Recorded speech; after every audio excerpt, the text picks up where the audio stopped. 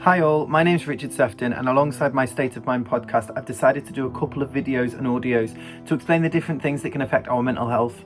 I will include some theory and serious bits, but when it comes to learning, I've always found it difficult from an academic point of view. So I thought these bite-sized nuggets from my point of view might come in handy if you find yourself struggling.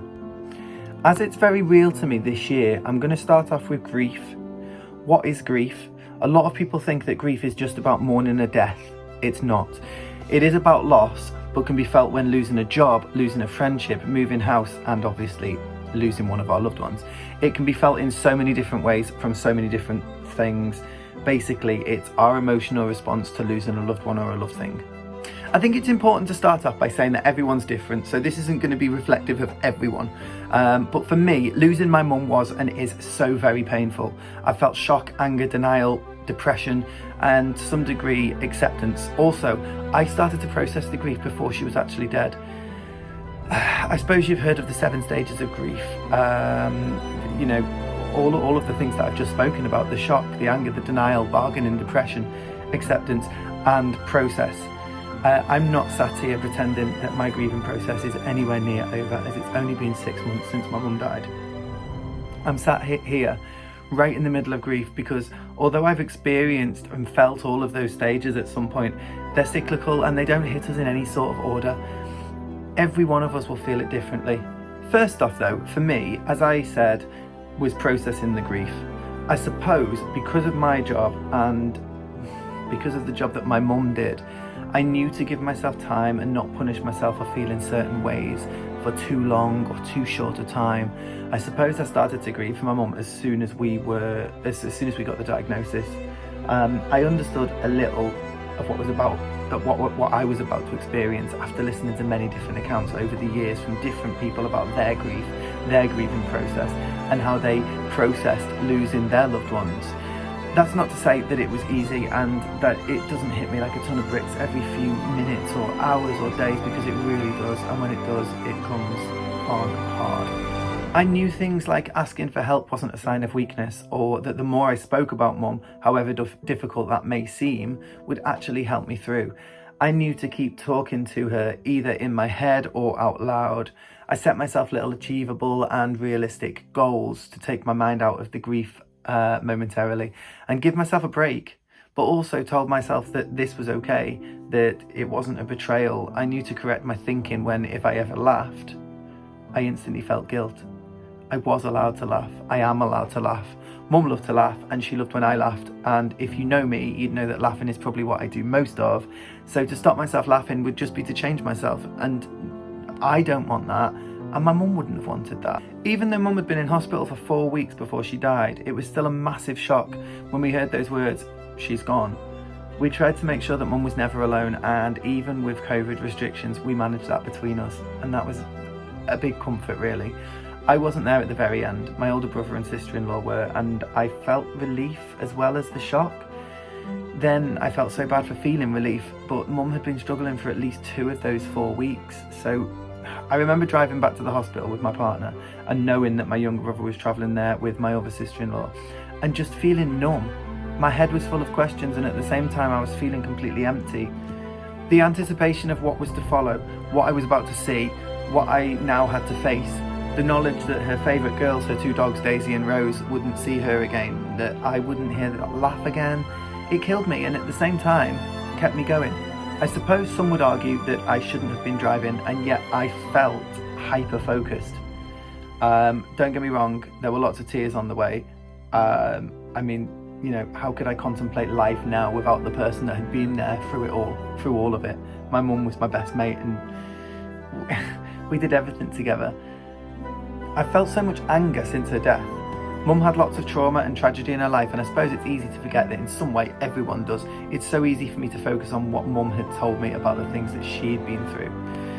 Things I'd witnessed myself and been there through, the fact that she was given her death sentence a year earlier, and although she had worked all of her life, it took the DWP until she was in hospital with no chance of coming home to sort out her benefits. I was angry. I'm angry now talking about it. It's so upsetting. I get angry at her for not living her life to the full. I get angry at my brother for texting me last thing at night to tell me that he misses her. I get angry at my other brother for not being able to look at pictures and videos of her yet. I get angry at myself when I momentarily forget that she's gone. I get angry at the government for failing her in so many ways, so many times over the years. I get angry with the hospital in Wales for not picking up her bone cancer, even though the year before she'd had loads of bone scans because she had a broken back. I suppose the hardest thing for me is I get angry at the universe. That's the most difficult, I think, because I want to shout and scream but don't really know where to direct it. So, do you know what I do? I do it anyway. Sometimes I'll be walking the dog somewhere and I'll know that there's no one around. I don't even know if I'd care. So I'll scream for as long and as loud as I can, and it helps. I have conversations with the universe, I have conversations with my mum. I don't stop myself. I do these things, I do them out loud, I get them out of here. I mentioned earlier that I have moments when I forget that mum's dead. I suppose that's denial. It's so strange, but sometimes my body, my brain, consciously or sometimes subconsciously, won't let me believe that she's not here anymore. I'll go to text her, or I'll think I see her walking down the street, or I'll catch a glimpse of her in a room when I'm at home alone, only to see that it's a cushion or something else that looks nothing like my mum or any human being. I do have a belief in the afterlife, I'm just not sure what it is yet, and so these moments are moments of questioning. Sometimes it's nice to sit with denial, because in denial, my mum's still here. It's nice sometimes to indulge the denial. Again, everyone is different, and I'm only speaking from my journey, but sometimes, waking up from that dream where I'm with her, it's nice to think that it's real. I would often ask myself if it was something that I'd done, or ask questions like if I'd have been a better person, or if I hadn't done that bad thing that I did a few weeks ago, would this still have happened? Would I still have my mum with me? I've been to bed and pleaded to a God that I'm not even sure exists for my mum back. To wake up and for it to all be a dream, and I suppose this sort of behaviour, as normal and a part of the process as it is, would be bargaining.